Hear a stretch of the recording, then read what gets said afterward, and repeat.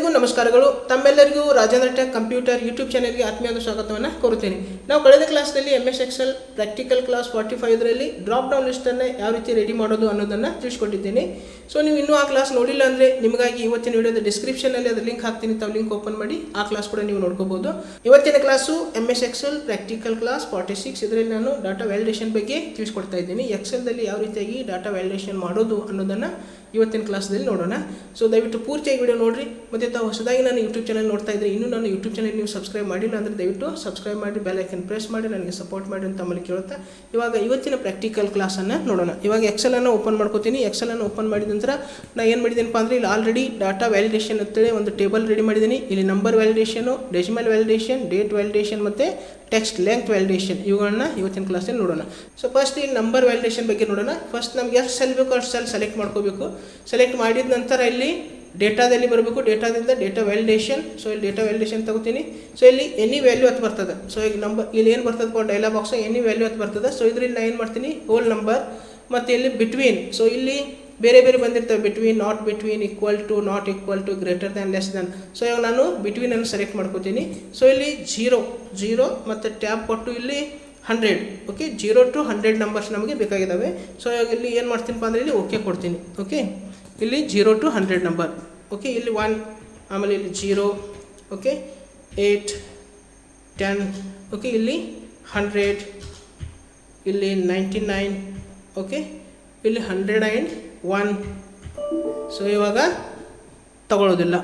ಯಾಕಪ್ಪ ಅಂದ್ರೆ ಇಲ್ಲಿ ಒಂದು ಮೆಸೇಜ್ ಬರ್ತದೆ. Okay, this value doesn't match the data validation restrictions defined for this cell. Okay, so ಅವಾಗ ನಾವು ಕಂಡೀಷನ್ ಕೊಟ್ಟಿದ್ದೀವಿ ಎಷ್ಟು, 0ದಿಂದ 100 ತನಕ ಅಷ್ಟು ನಾವು ನಂಬರ್ಸನ್ನು ಕೊಡಬೇಕು. ಅದರೊಳಗಡೆ ಅಷ್ಟು ತಗೋತದ, ಉಳಿದ ನಂಬರ್ ಅದು ತಗೋದಿಲ್ಲ. ಓಕೆ, ಸೊ ಈ ಪ್ರಕಾರ ನಾವು ಏನು ಮಾಡ್ಕೋಬೇಕಪ್ಪ ಅಂದರೆ ಇಲ್ಲಿ ನಂಬರ್ ವ್ಯಾಲಿಡೇಷನನ್ನು ಮಾಡ್ಕೋಬೋದು. ಓಕೆ, ಸೊ ಅದರ ನಂತರ ಇನ್ನು ಡೆಸಿಮಲ್ ವ್ಯಾಲಿಡೇಷನ್. ಓಕೆ, ಡೆಸಿಮಲ್ ವ್ಯಾಲಿಡೇಷನ್ನು ಕೂಡ ನಾವು ಇಷ್ಟು ಸೆಲ್ ಸೆಲೆಕ್ಟ್ ಮಾಡ್ಕೋಬೇಕು. ನಮಗೆ ಎಷ್ಟು ಬೇಕು ಅಷ್ಟು ಸೆಲ್ ಸೆಲೆಕ್ಟ್ ಮಾಡ್ಕೊಳ್ಳೋದು.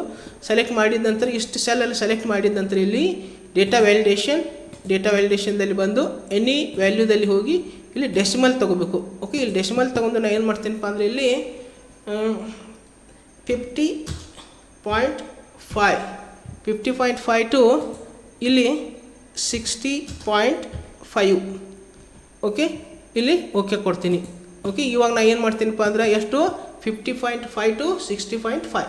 ಇವಾಗ ನಾನು ಏನು ಮಾಡ್ತೀನಪ್ಪ ಅಂದರೆ ಇಲ್ಲಿ 50.5. ಓಕೆ, ಆಮೇಲೆ ನೆಕ್ಸ್ಟ್ 52.3. ಓಕೆ, ಆಮೇಲೆ 58.8. ಓಕೆ, 60.1, 60.4. ಓಕೆ, ಆಮೇಲೆ 60.5, 60.8. ಸೊ ಇವಾಗ 60.8 ಕೊಡಲಿ ಏನು ಮಾಡಿದೀಪ್ಪ ಅಂದ್ರೆ ಅದು ತಗೊಳ್ಳೋದಿಲ್ಲ. ಯಾಕಪ್ಪ ಅಂದ್ರೆ this value doesn't match the data validation restriction defined for this cell. ಅಂದರೆ ನಾವು ಕೊಟ್ಟಿದ್ದು 50.5 to 60.5 ಅಷ್ಟೇ ಡೆಸಿಮಲ್ಸ್ ಕೊಡಬೇಕಾಯಿತು. ನಾವು ಇಲ್ಲಿ ಏನು ಕೊಟ್ಟಿದ್ದೆವು 60.8 ಇದೆ. ಸೊ ಅದಕ್ಕೆ ತಗೊಳ್ಳೋದಿಲ್ಲ. ಅದಕ್ಕೆ ನಾವು ಏನು ಮಾಡಬೇಕು, ಕಮ್ಮಿ ಕೊಡಬೇಕು. ಓಕೆ, ಈ ಪ್ರಕಾರ ಎಷ್ಟು ನಾವು ಕಂಡೀಷನ್ ಕೊಟ್ಟಿದ್ದೀವಲ್ಲ ಅಷ್ಟು ನಂಬರ್ ಅಷ್ಟು ನಾವು ಇಲ್ಲಿ ಏನು ಮಾಡಬೇಕು, ಎಂಟರ್ ಮಾಡ್ಕೋಬೇಕು. ಓಕೆ, ಸೊ ಈ ಪ್ರಕಾರ ನಾವಿಲ್ಲಿ ನೋಡ್ಕೋಬೋದು. ನೆಕ್ಸ್ಟ್ ಇನ್ನು ಡೇಟ್ ವ್ಯಾಲಿಡೇಷನ್ ಬಗ್ಗೆ ನೋಡೋಣ. ಡೇಟ್ ವ್ಯಾಲಿಡೇಷನ್ ಬಗ್ಗೆ ಕೂಡ ನಾವಿಲ್ಲಿ ಡೇಟ್ ಹಾಕ್ಬೋದು. ನಮಗೆ ಎಷ್ಟು ಸೆಲ್ ಬೇಕು ಅಷ್ಟು ಸೆಲ್ನ ಇಲ್ಲಿ ಸೆಲೆಕ್ಟ್ ಮಾಡ್ಕೋಬೇಕು. ಸೆಲೆಕ್ಟ್ ಮಾಡಿದ ನಂತರ ಪುನಃ ಮತ್ತೆ ಎಲ್ಲಿ ಬರಬೇಕಪ್ಪ ಅಂದರೆ ಇಲ್ಲಿ ಡಾಟಾ ವ್ಯಾಲಿಡೇಷನ್ದಲ್ಲಿ ಎನಿ ವ್ಯಾಲ್ಯೂ ಮತ್ತು ಇಲ್ಲಿ ಡೇಟ್. ಓಕೆ, ಇಲ್ಲಿ ಡೇಟ್ ಸ್ಟಾರ್ಟ್ ಡೇಟ್ ನಾನು ಏನು ಮಾಡ್ತೀನಪ್ಪ ಅಂದರೆ ಈಗ 1/12 ಮತ್ತು ಇಲ್ಲಿ 2024. ಓಕೆ, ಇಲ್ಲಿ 8/12 ಓಕೆ 2024 ಅಂದರೆ 1 ಡಿಸೆಂಬರ್ 2024ರಿಂದ 8 ಡಿಸೆಂಬರ್ 2024. ಓಕೆ, ಇಲ್ಲಿ ಓಕೆ ಕೊಡ್ತೀನಿ. ಸೊ ನಾನು ಏನು ಮಾಡ್ತೀನಪ್ಪ ಅಂದರೆ ಇಲ್ಲಿ 1/12 ಮತ್ತು ಇಲ್ಲಿ 2024. ಓಕೆ, ಸೊ ಆಗ ಇಲ್ಲಿ 4/12/2024. ಓಕೆ, ಸೊ ಇವಾಗ 8/12/20 24.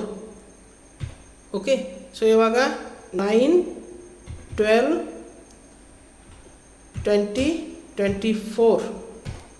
ಓಕೆ ಓಕೆ, ಯಾಕಪ್ಪ ಅಂದ್ರೆ ನಾವು ಕೊಟ್ಟಿದ್ದು 1, 12, 2024 ಟು 8, 12, 2024. ನಾವಿವಾಗ 9 ಡೇಟ್ 9 ಕೊಟ್ಟಿದ್ದೇವೆ, ಅದಕ್ಕೆ ಅದು ತಗೊಳ್ಳೋದಿಲ್ಲ. ಓಕೆ, ಸೊ ಇದನ್ನು ಕ್ಯಾನ್ಸಲ್ ಮಾಡ್ತೀನಿ. ಸೊ ಈ ಪ್ರಕಾರ ನಾವಿಲ್ಲಿ ಡೇಟ್ ವ್ಯಾಲಿಡೇಷನ್ ಕೂಡ ಇಲ್ಲಿ ಮಾಡ್ಕೋಬೋದು. Next text.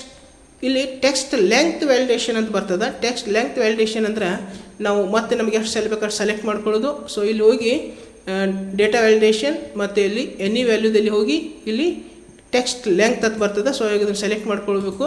ಇಲ್ಲಿ ಮಿನಿಮಮ್ ಎಷ್ಟಪ್ಪ ಅಂದರೆ 1 ನಾ ಇಲ್ಲಿ 1 to 8 ಕ್ಯಾರೆಕ್ಟರ್ ಅಷ್ಟು ನನಗೆ ಬೇಕು. ಓಕೆ, ಸೊ ಈಗ ನಾನು ಇಲ್ಲಿ ಟೈಪ್ ಮಾಡ್ಕೋಬೋದು.